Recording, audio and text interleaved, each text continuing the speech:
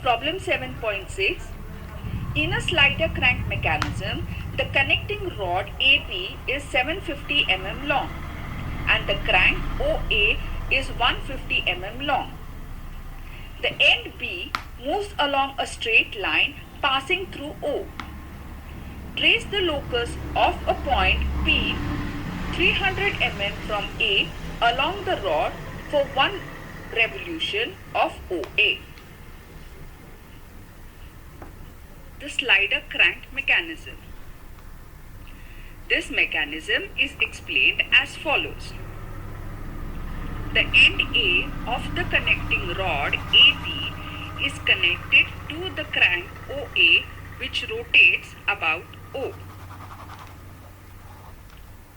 The other end B is attached to a slider which slides along a straight line.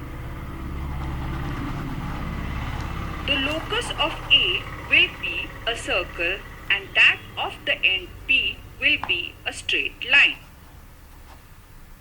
The locus of any other point, say P, on the connecting rod will be neither a circle nor a straight line and can be determined by the following steps. 1. By assuming various positions of the crank end A. 2. By obtaining the corresponding positions of the end B. And 3. By locating the position of P on the lines joining the first two positions. Finally, a smooth curve drawn through the located points will be the locus of P. The curve obtained is known as coupler curves. Let's see the stepwise procedure to draw the above path. First, draw a circle which is the path of point A.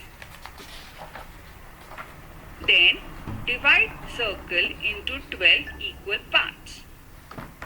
From the center of the circle O, draw center line which passes the end point P of the rod.